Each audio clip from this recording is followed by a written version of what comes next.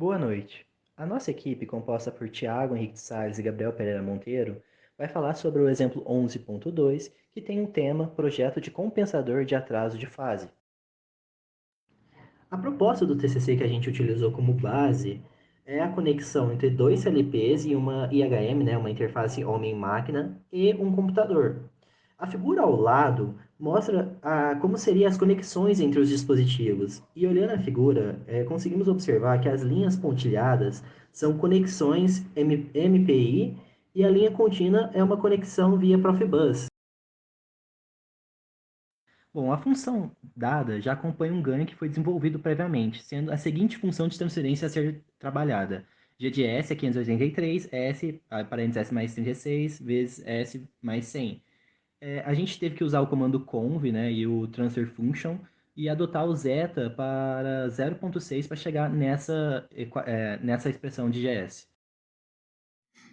Para achar a velocidade em radianos por segundo, foi calculada a diferença entre ângulos, que basicamente diz que é o arco tangente de 2 zeta sobre a raiz de 2e ao quadrado, e dentro dessa da raiz ainda tem a raiz de 1 mais 4 zeta elevado a 4, que pode ser expressa na seguinte fórmula, como está descrito no livro do Nise, no capítulo 10, basicamente a fórmula 73 do capítulo 10. E a frequência ela ocorre basicamente no menos 180 menos mais o valor que deu de resultado entre as diferenças de ângulo. E aí com esse valor de ângulo a gente consegue achar no grafo de Boole a frequência que a gente precisa. Alguns dos valores da função de transferência podem ser achados por meio da frequência de interrupção mais alta para cerca de uma década de frequência abaixo da frequência de margem de fase, ou seja, 0,98 radianos por segundo. A frequência de interrupção mais baixa é 0,062. O próximo passo é achar a função de transferência no compensador. Aí nós jogamos o script no MATLAB e conseguimos, né, achar a função de transferência do compensador como mostra ali embaixo.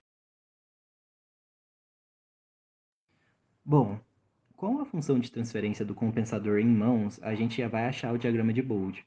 Com o diagrama de Bode, a gente encontrou um GM de menos 1,53 dB, quando em 60 radianos por segundo, e um PM de menos 4,37 deg em 75,4 radianos por segundo.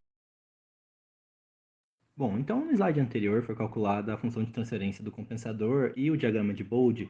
Agora a gente vai encontrar o modelo em malha fechada. Então a gente faz o feedback da função de transferência do compensador, acha os polos e descobre o lugar das raízes entre eles, né? Então aí embaixo, né, tá as raízes dos polos dessa nova função em malha fechada e do lado temos a figura dos lugares da raiz onde ela é encontrada.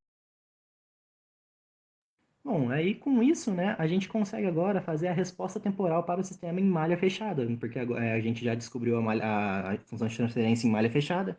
A gente faz uma relação ao step, né, de entrada, ou seja, um degrau, e manda plotar, né, e a gente descobre os seguintes parâmetros, né, o rise time, settling min, settling max, overshoot, undershoot, peak e peak time, como mostra o gráfico ali embaixo. Foi usado o comando dump para calcular o ômega e o zeta da função de transferência em malha fechada, além do período de amostragem que tem sua fórmula logo abaixo. E todos tiveram os resultados seguintes pelo MATLAB. Por meio da interpolação linear das entradas, foi achado o valor da função de transferência de G de C. Por meio do código C2D, a gente consegue transferir para o plano Z. Então saímos do plano S e vai para o plano Z. O comando tfdata consegue pegar essa função de transferência e achar o numerador e o denominador deles. Nesse slide tem um gráfico da resposta da função de transferência no plano S em malha fechada pelo tempo, e alguns pontos dos quais a gente tem alguma noção sobre o tempo e a amplitude que ele consegue ter.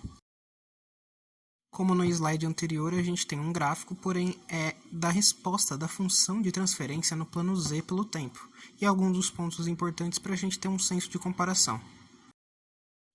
Podemos chegar à conclusão que, ao analisar ambos os gráficos de resposta pelo tempo, a gente percebe que há uma mudança de muito pequeno valor nas respostas em malha fechada para a resposta no plano Z, ou seja, digitalizado. A diferença chega a ficar na ordem de 0,001 segundos. E com o senso de comparação que a gente coloca aqui na tela, pegando o ponto 0,2 de amplitude, em ambos os gráficos a gente vê uma diferença muito pequena, que é basicamente de 0,002 segundos para chegar no mesmo ponto, mostrando que a função de transferência do compensador é muito semelhante à original